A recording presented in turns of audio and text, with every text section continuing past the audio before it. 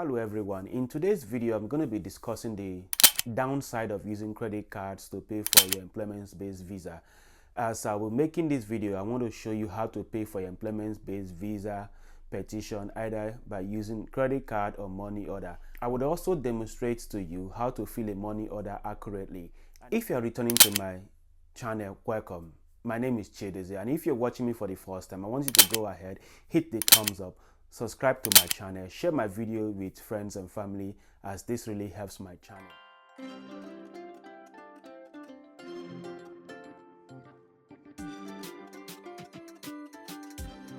Now, a few weeks ago, I gave one of my clients an advice which turns out to be one of the worst advice I've ever given in this my career of writing employment-based visa petition.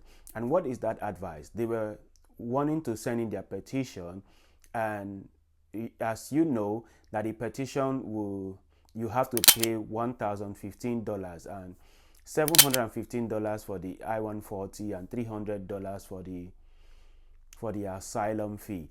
And the reason why you have to pay an asylum fee even if you don't have any employee and you are not an employer is because that when you are filing for the employment-based visas, either the EB2 NIW or the EB1, you are considered an employer, and because you're an employer you have to pay the asylum fee of $300. Now that we have gotten that out of the way, let me talk about the situation with my client. So they were wanting to send their petition and wanted to put the whole $1,015 on one credit card. So I gave them an advice and say, why not split this payment of $1,015 on two credit cards? One is going to be $715 and the other is going to be $300. They took my advice and sent in that petition, and USCIS ran their credit card. The one for $715 went through, but the one for $300 was denied transaction from the bank. And this is actually one of the problems of using a credit card, because there are several reasons why a bank could decline your transaction for reasons best known to them. We don't have any control over this. So I want to talk about reasons why using a credit card might not be the best idea, especially if you have the cash sitting in your account. Now, I want to make this clear. Not everyone is as rich as I am that could afford to pay cash for the employment-based visa of $1,015. Some people go ahead to borrow money or to get new credit card to pay for their transaction. I completely understand that, because some people that are doing this EB2 or EB1A, they are graduate students and do not have enough money sitting in their bank account. Therefore, the reason for using a credit card. However, using credit card has its own pitfall, it has its own downside. And this downside is what I want to be elaborating on, why you should try as much as you can not to use a credit card.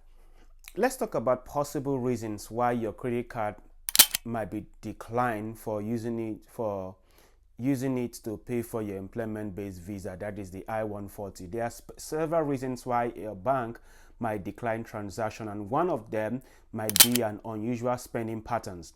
And what do I mean by that? That if this transaction is out of the line with your typical spending habits, the bank might flag it as it's suspicious or require verification to ensure that it is not fraudulent. And the reasons why all credit card transaction is declined at this initial trial is because your bank wants to protect you. And another reason might be that the location of transaction, that if the transaction is occurring at a different city, state, or country where you don't usually make purchases, that your bank is likely to decline it.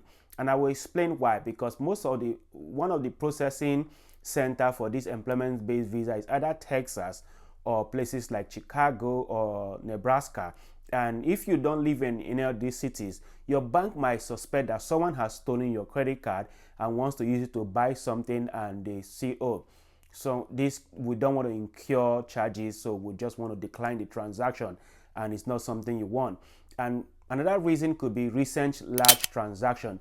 And remember I said that the transaction fee for the I-140 is $715 and $300, which makes it $1,015. And if you are not used to making that huge amount of transaction at a go, that your bank is likely to decline such transaction, which will force USCIS to delay issuing you a receipt of your transaction and potentially returning your petition back to you.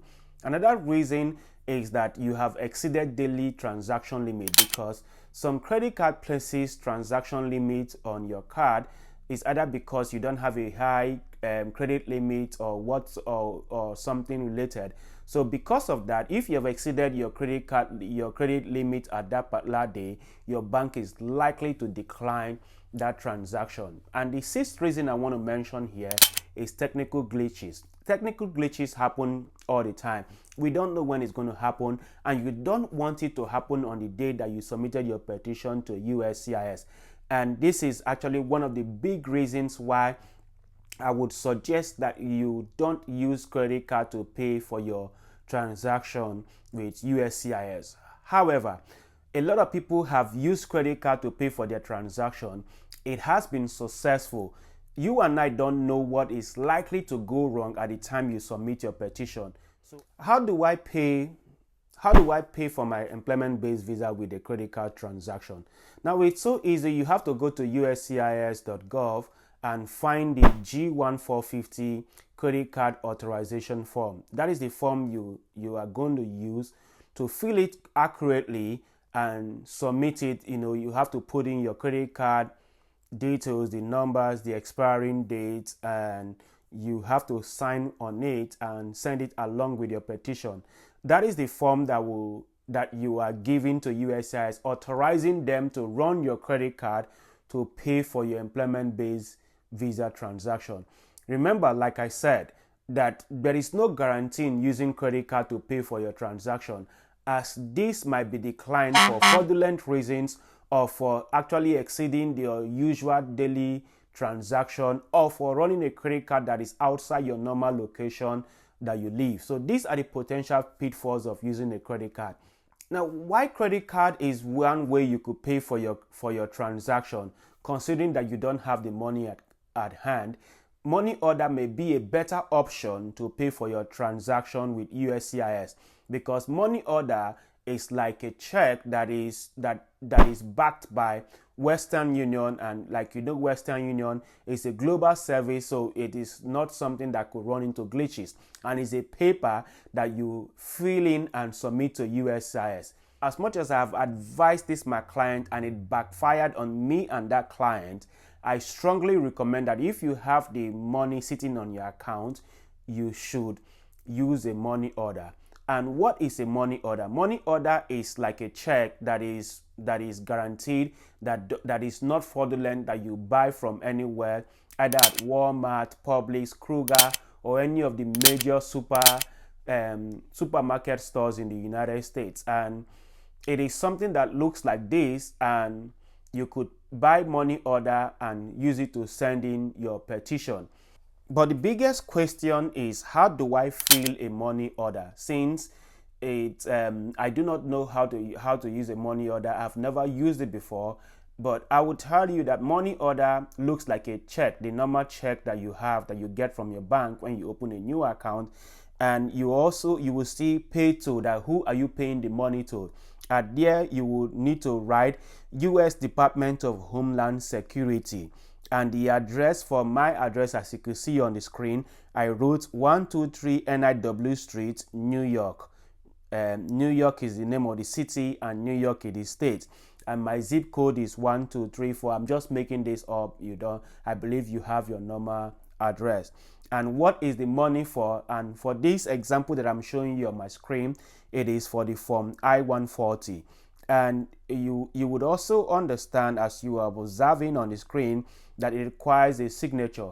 One thing you could do, you could just write your name in cursive, or just impend a normal signature. Either way is fine.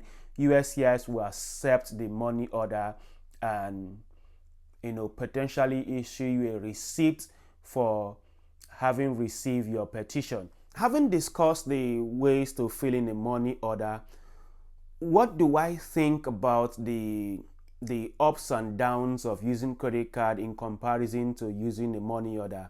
Like I suggest at the beginning of the video, my client is very angry with me because USCIS is likely going to return that petition back, and it's going to take a lot of time, because when USCIS declines such transaction, they don't run it again, because if they run it, they are likely going to be sued, or their account is likely going to be charged for trying to commit a fraudulent transaction. So USCIS do not run that transaction twice.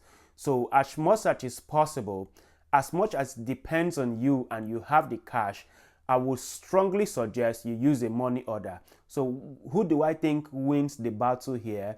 I would say is money order. Cash is king, and because cash is king, money order is treated like a cash, so it does not have any failure rate, but credit card does. Have you ever used a credit card before and it was declined and it took USCIS long to send your petition back to you? Feel free to tell us in the comment section below so that we could learn from your experiences and understand the pitfalls of using a credit card for employment-based visa petition. Now, I will see you in my next one. If you're curious of how you could make an argument for a high salary in comparison to your peers, click this video, as I've made a video that talks about that. And if you want to know how the upcoming election, if it's going to impact this employment-based visa, click this video, as I've discussed the issue in details.